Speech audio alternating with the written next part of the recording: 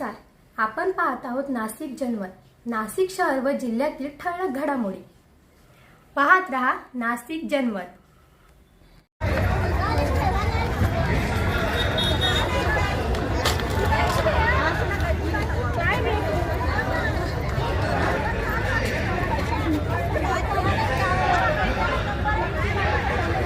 भाषण नाही ऐकलं का? भाषण ऐकायच्या अगोदर निघाले.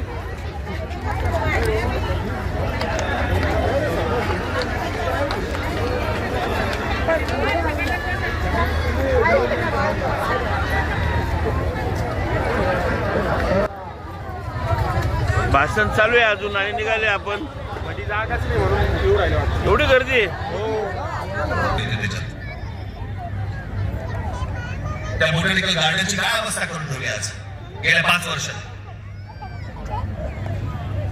सगळं उद्ध्वस्त करून टाकलं. सगळी ती भेट उद्ध्वस्त केली. सगळ्या गोष्टी उद्ध्वस्त केल्या.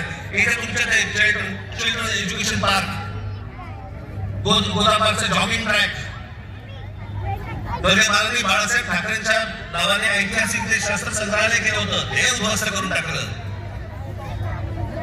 त्याच्यानंतर इथे वॉटर कर्टन्स केले सगळ्या तुमच्या पुलांवरती ही घालवली, ती सगळी उद्ध्वस्त करून टाकली. नाशिक वरती त्यावेळेला आम्ही जेव्हा आलो त्यावेळेला 700 कोटी रुपयांचं कर्ज होतं. नाशिक महानगरपालिका 700 कोटी कर्ज मुक्त महानगरपालिका त्यावेळेला आम्ही करून दिली. आणि सगळ्यात महत्वाची गोष्ट, इगतपुरीला आदिवासी क्रीडा प्रबोधिनी, महानगरपालिकेतील कर्मचारी अनुशेष असे अनेक प्रकल्प त्याला त्यांनी घोषित केले की भरून काढणार वगैरे काही नाही. आणि हे म्हणे दत्तक घेणार.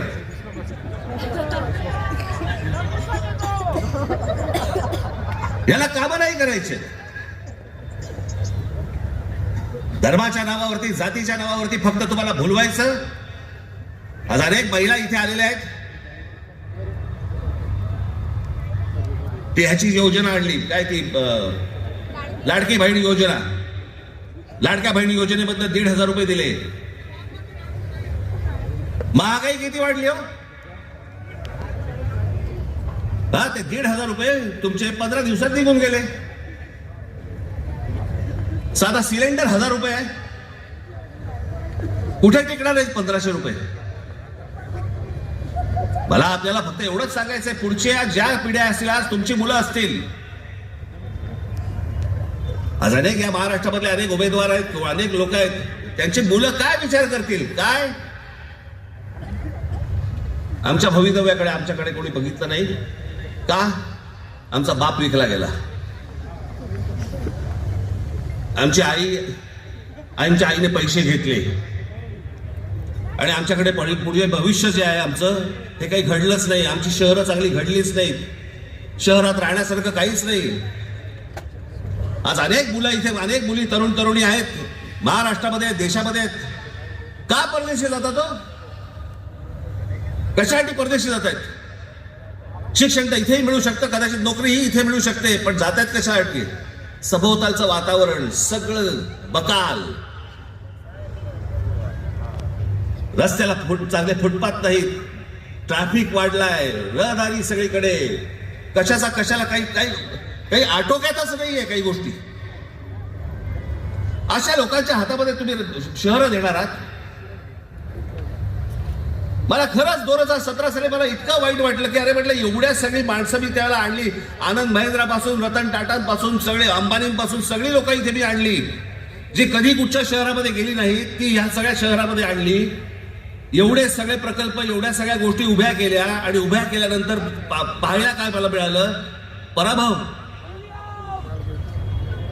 आणि ज्या लोकांनी काहीच नाही केलं गेल्या 5 वर्षामध्ये, त्यांच्या भूलथापाला बळी पडलात.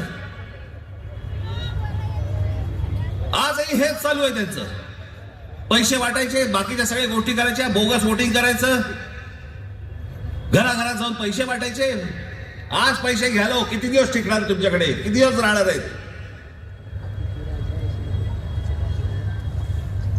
पण तेवढ्याशा एका किमतीसाठी आपण अख्खं शहर दावडीला बांधतो आहोत. आपल्या चिल्ल्या पिल्ल्यांचं भवितव्य आपण दावडीला बांधतो आहोत. याचाही आपल्याला विसर पडला.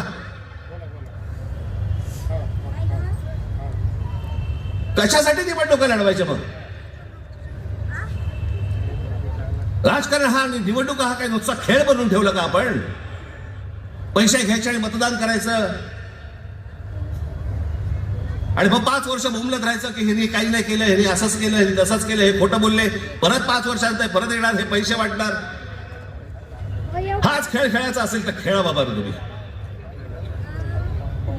तुम्हाला उत्तम शहर घडवायचं असेल, उत्तम भवितव्य घडवायचं असेल, आपल्या चिल्ल्या पिल्ल्यांचं देखील त्यांना असं वाटलं पाहिजे की या शहरात राहावं असं जर वाटत असेल, आज मी तुम्हाला सांगतोय, आज शिवसेना आणि महाराष्ट्र नवनिर्माण सेनेच्या हातामध्ये तुम्ही आज सत्ता देऊन बघा.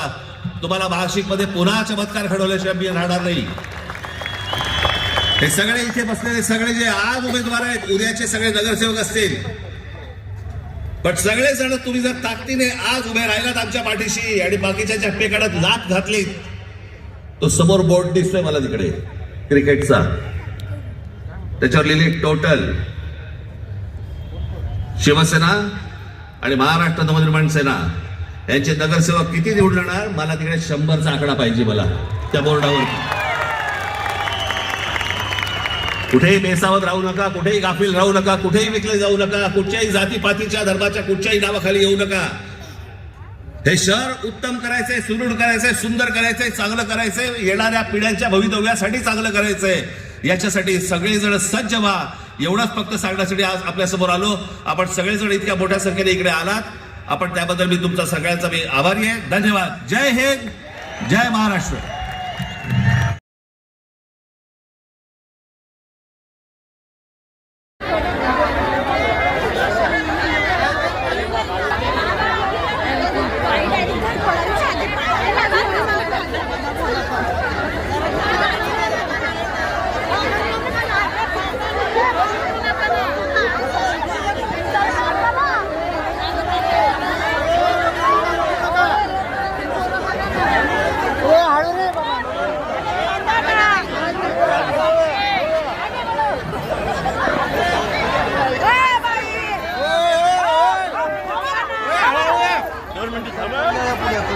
अवघड